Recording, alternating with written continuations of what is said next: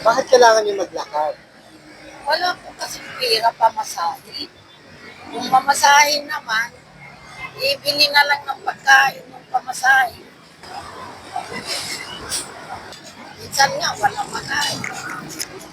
Uminom lang ako mainit tubig para lang mainitan ang tiyan ko habang naglalakad.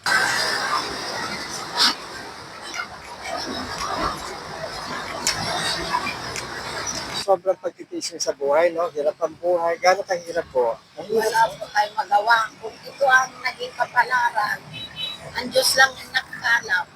Diba? Pero hindi naman masabi hindi kami nagsusulitan.